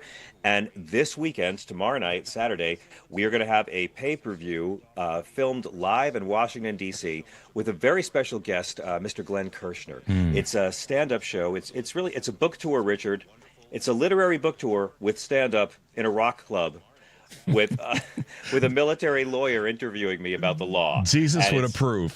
I hope so. It's an unholy experiment, but we recorded it in D.C. It's airing tomorrow night on meethook.live. That's MEETHOOK.live/John F.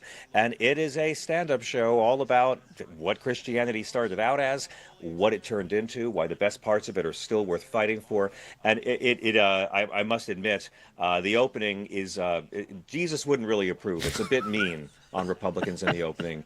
J.D. Vance, Pete Hegseth, Donald Trump. There's a special tribute to Dick Cheney, too. Really, all the guys who've helped make Christianity look like a nasty little mean white supremacist tax-free clique get their due in this special. And it goes into how homophobia is against the Bible, against Jesus at least, and how the Bible's never against abortion rights, and how they've twisted a message of peace and love and empathy into cruelty. Yeah. Into power. Jesus' movement was all about humanity and all about humility. The last shall be first. Servant leadership, washing the feet of your followers, going to the margins. The way you treat the lowest is how you treat him. He was not about total right-wing domination of the school board. So this book is, it's been really wonderful how many believers and atheists and folks of other religions have embraced this book. And I hope people will tune in this weekend at meethook.live and have some laughs over it all, because it is time to make fun of these people. As you well know, the only ways you can fight fascism is with nonviolence, humor, and a lot of facts. Exactly. John Fugelsang, brother, thanks for hanging with us a little bit this morning. You're the best, Mr. Chu. Keep doing your work, man. We'll talk to you soon, okay? Thank you. Thank your listeners. All right. Bye now. Let's take a quick break. 773-763-9278. You're listening to Choose Views on WCPT AM 820 in Chicago and WARR 1520 AM and 103.5 FM from Warren County, North Carolina. I'm Richard Chu. We'll be right back. Finding great candidates to hire can be like, well, trying to find a needle in a haystack, but not with ZipRecruiter. Its powerful technology actively finds and invites qualified candidates to apply to your job. So while other companies might deliver a lot of hay, ZipRecruiter finds you the needle in the haystack. See why 4 out of 5 employers who post a job on ZipRecruiter get a quality candidate within the first day. Try ZipRecruiter for free at ZipRecruiter.com/free. That's ZipRecruiter.com/free. It's the biggest savings event of the year. Menards, 11% rebate ends Thanksgiving Day. Save big money on everything you need for any project. We've got something for everyone. Homeowners, contractors, DIYers, the kids, and even grandma. Hurry, Menards 11% rebate ends Thanksgiving Day. Save big money at Menards. 11% mail-in rebate is a merchandise credit check. Good on future in-store purchases. See menards.com for details. You're listening to WCPT 820. Here's the latest Chicago weather update. From the Weatherology Weather Center, I'm meteorologist Jennifer Wojcicki. We'll see sunny skies here for today with a high in the mid-60s. Winds out of the southwest around 5 to 10 miles per hour, gusting as high as 15. And then for tonight, increasing cloud cover with a low around 56. By Saturday, skies will become mostly sunny, high of 66 degrees. Then on Sunday, plenty of blue skies and sun. We'll see high around 49.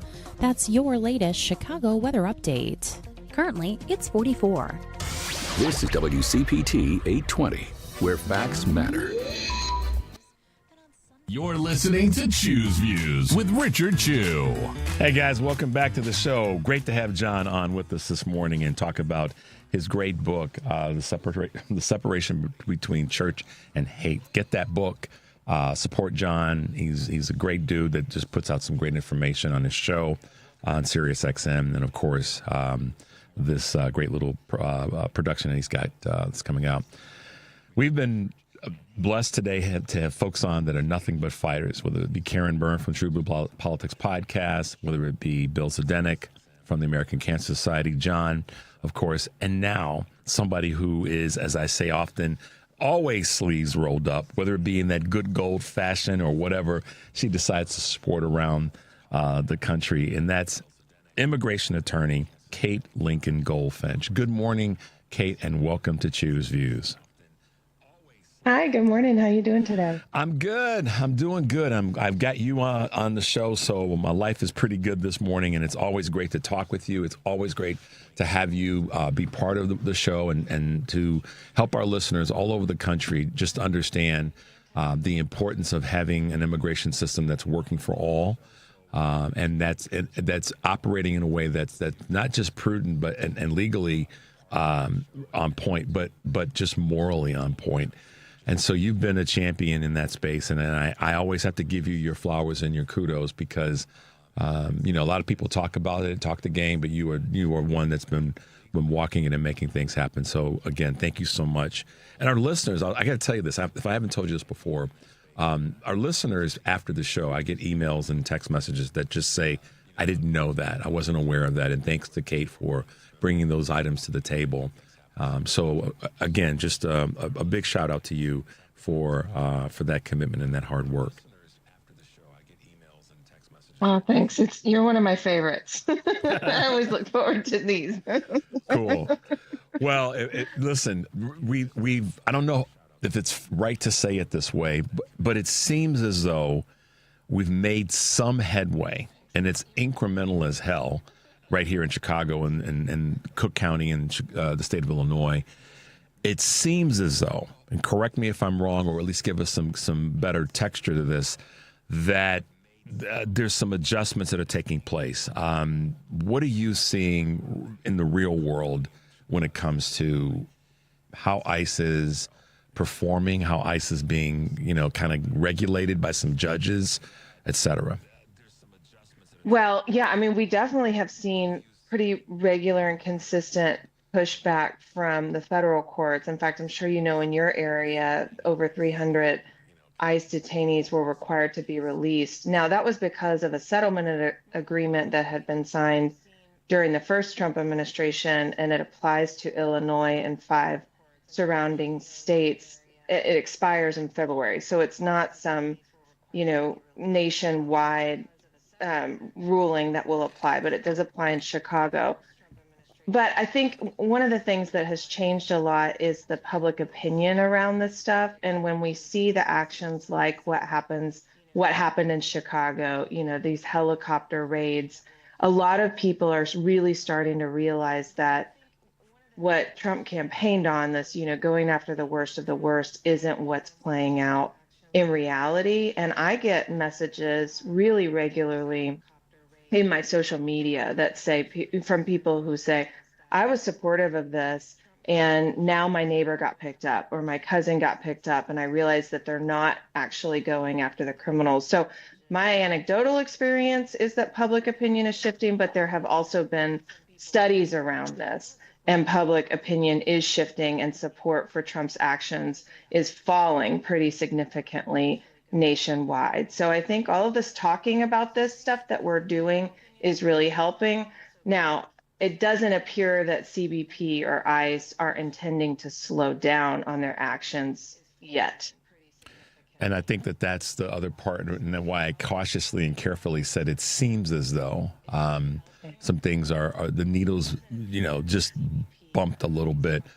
And unfortunately, it's unfortunate, Kate, that we have to sort of parse this out like, okay, even an incremental adjustment is a good thing with this horrible action by this unruly, need to be reined in part of the federal government. But we have to take the wins as we take the wins and continue to multiply and those and use that momentum. So I'm hoping that the public opinion, as well as the anecdotal, is important, because I think sometimes anecdotal keeps people aware of what's happening, but the public opinion part data that might be out there seems to be reflecting what you just said. Yeah. Yeah, and I don't know how many people caught the interview with a guy named Gregory Bovino. He's the head of CBP or Border Patrol. It was actually, I don't recommend it, really frustrating interview on the New York Times Daily, because they didn't have any counter voices. I was so furious about it. But as it turns out, ICE isn't being aggressive enough in the eyes of the Trump administration. They're not arresting enough people. And so they've sent in this guy, Gregory Bovino, and CBP to do these massive actions like the raids in Chicago. And he is planning to ramp up. And now they're headed to Charlotte, North Carolina next, and New Orleans. So I think we do need to keep our eyes on this. And, my advice to people listening who care about this stuff is not to turn your eyes away when you see these horrific, upsetting videos, that you actually share them and talk about them, because the more that we keep this front of mind for people and we're looking at these things and talking about them, the more the conversation expands, because it's tempting to be desensitized or to just turn off your feed or just scroll right past, because it's actually really painful to see this stuff. But we need to amplify the conversation around it the more of these actions that occur. Absolutely, Kate. You're listening to Choose Views on WCPT AM 820 in Chicago, and of course WARR 1520 AM and 103.5 FM from Warren County, North Carolina. Speaking of North Carolina, I'm Richard Chu, and we're talking with attorney and immigration attorney, specifically Kate Lincoln-Goldfinch. Kate, this is my opinion and question kind of rolled into one. Chicago's built differently. Mayor Johnson said it a few weeks ago. We're just built differently here in Chicago, and I think that the way in which we've handled this, and the region at large, the county as well as the state, has been model's a wrong word, but certainly a little bit of an example of how other parts of the country can stand up for its people and stand up for all that represents that community.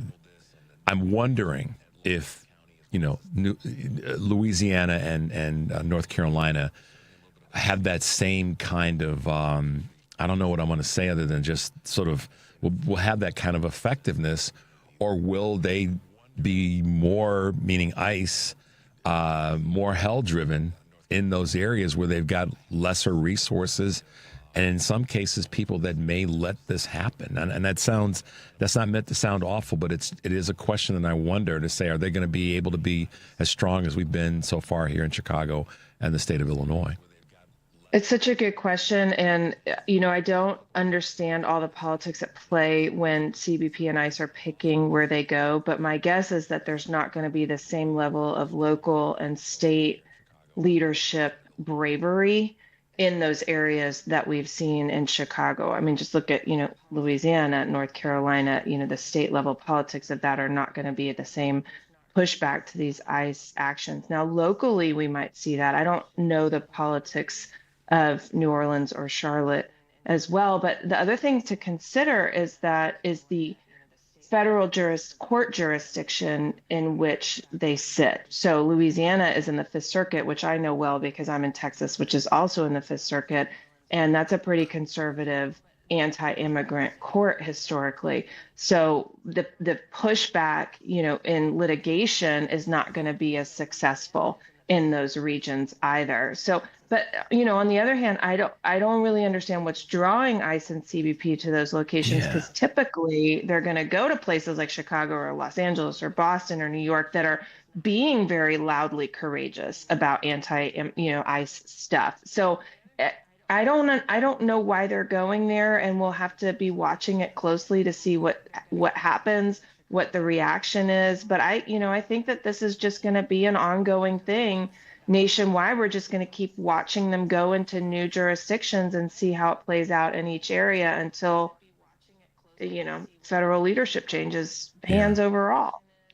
Yeah, I mean, I thought about that too. I was like, well, why go to Louisiana? I mean, but then again, I think about it and I go, because they won't get, and that's why that was the genesis of my question. Is like they're going to go to areas now where there'll probably be less legal pushback and a justice system that's in place that leans in their favor if there is legal pushback, so they can just kind of run rampant and do what they got to do. And that's an awful way to think about it, but I think if there is any calculus on their part, that's probably some of it, and that just goes to show how craven they actually are. We'll go where there's no pushback, but then we can do what we want to do. It's crazy. It's truly crazy. So to that end, and as it relates to the court system right now, you said earlier, and I guess I kind of wanted to ask a question and make a statement. Are you feeling overall that the court systems are, and I say systems because we know that they're different in different jurisdictions, are holding up for the most part at large when it comes to Trump? And I know we talk about immigration when we talk with you, but I know more broadly as an attorney, how do you feel the court systems are holding up when it comes to Trump, the executive orders, the tariffs? I mean, the Supreme Court's looking at a few things right now. What's when you lean back, with that glass of wine and that moment of trying to get yourself recharged, what are you thinking there? I give the federal courts just a barely passing grade overall, because, if we didn't have the courts in place blocking or certifying classes, we've got such an authoritarian regime that we would have a full-fledged dictatorship without some of the pushback from the courts. On the other hand, they're not doing enough. Absolutely. The Supreme Court allowed racial profiling. Yeah. They told ICE it's okay to use someone's race, their language, their accent, the type of job that they do when you decide who to detain. And in the same interview with this guy, Gregory Bovino, he took that as a blank check and said, we can use all that stuff. And they've detained, in this year alone, over 170 U.S. citizens by immigration for suspicion of immigration status. And these people have been, beaten and interrogated and held for days. And that was allowed by the courts. And so, temporarily, we'll see what happens on the merits. We'll see what happens with the tariffs. But here and there, we have, courts ordering Guatemalan children off the plane, bringing back Kilmar Abrego Garcia, ordering people released on habeas, in Chicago. So there's thises and that's that are stopping the creep into full-fledged authoritarianism, but it's not enough whatsoever. I think hopefully the American people can push back in the midterms if the elections don't just get fully rigged. I think that's what we're all scared about right now. Is like, are we even going to have free and fair elections in 2026? And you saw that Jasmine Crockett said that she wants to make sure that we don't use Dominion counting machines because of a partner of Trump that's heavily invested in those machines. So people pay attention to that stuff. Did you hear about that? Were you aware of that at all? I didn't. But just add that to the laundry list of election concerns that we have. It's just, look what happened in Texas with the redistricting there. It's brazen. Yeah. Now the Justice Department is going to sue California for what the voters said they wanted. Where in Texas, the voters didn't say they wanted that. The governor said we're going to do it, and the Republicans in the state legislature said they're going to do it, but there's no lawsuit coming that way. This is craziness. It's crazy. Well, there actually is a lawsuit in Texas. I'm happy to say we're waiting on a decision on that. It's in El Paso, but I'm hoping. And in my unicorn world, the Texas redistricting gets blocked and the California redistricting is allowed. And they're real sorry they went after it. That's right, that unicorn. Kate, listen, I got to ask you a question, and correct me if I'm wrong, but my little birdie told me that. You're taking it to the next level when it comes to your political prowess. Tell us a little bit about that. I am.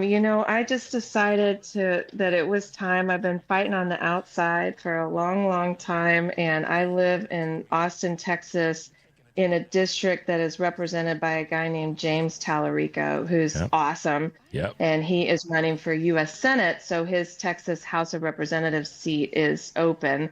And I'm running to replace him in my first foray into politics right now. You mean as a person running for office, because you can't do what you do. And, of course, you do it so marvelously well without having an understanding of how the political sausage gets made. So I dare say that you have some experiences that are going to bode well for you in this campaign. But talk about the why beyond the surface level why. What is it that's going on in your mind right now as to why you feel it's time?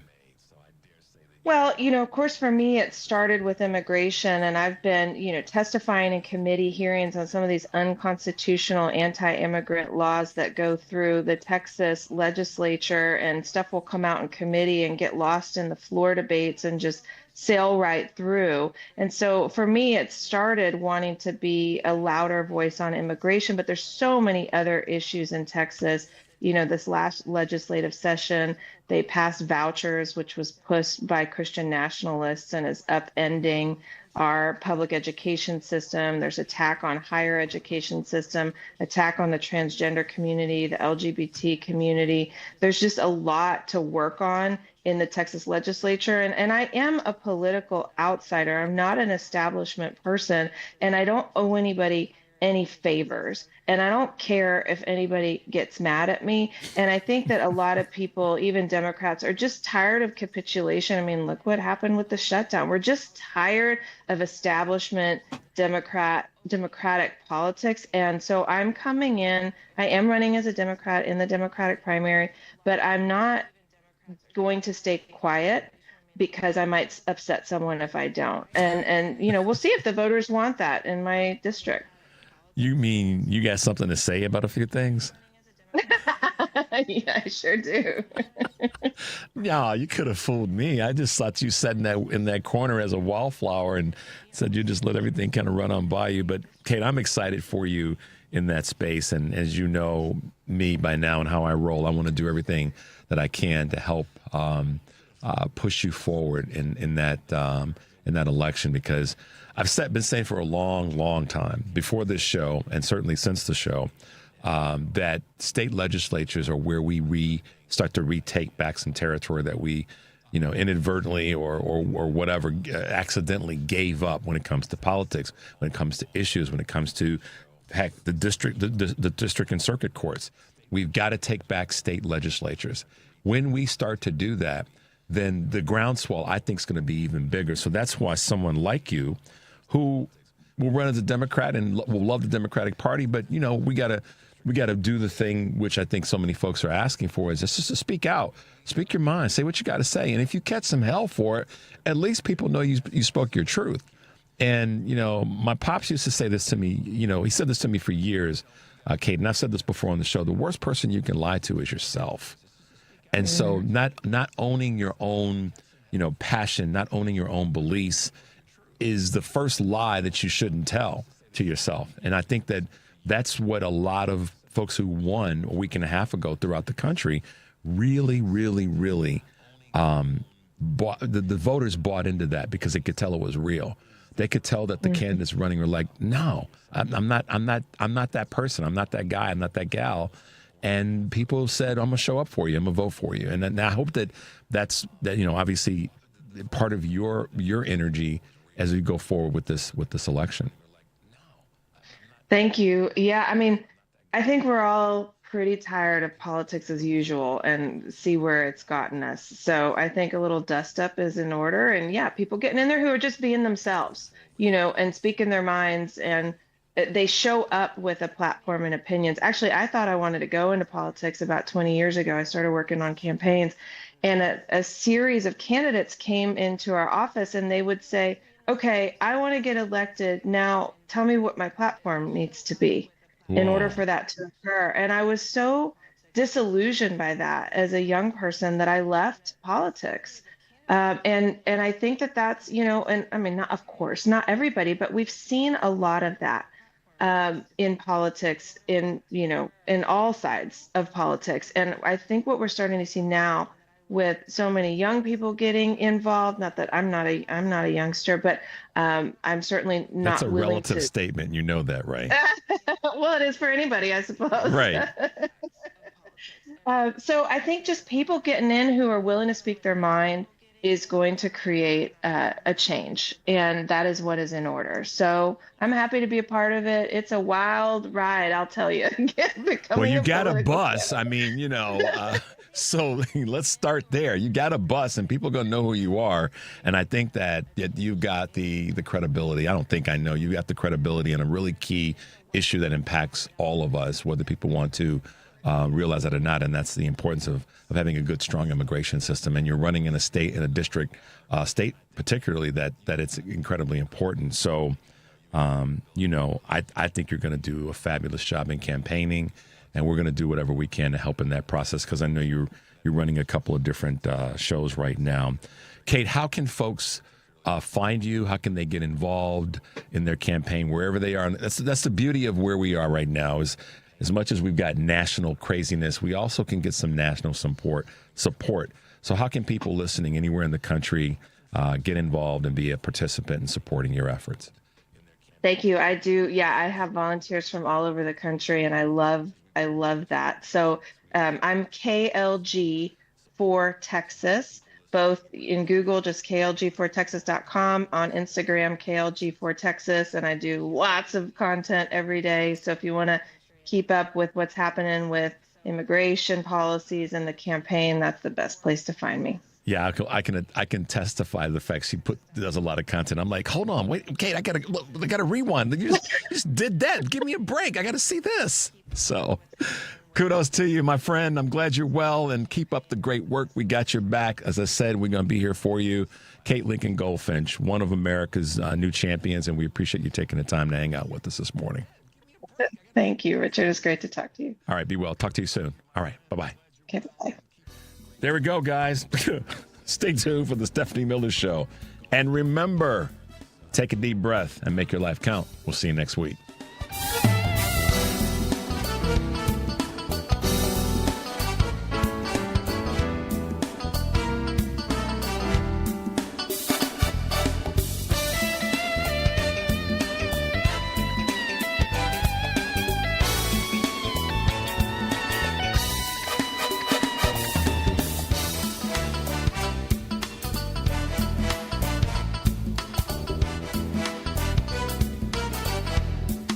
This is Tony Moret. I'm an estate planning attorney who drafts living trusts and wills for my clients. You have probably heard my ads here on WCPT for the last few years. Your fellow listeners, when we have completed their plans, say, I wish I had done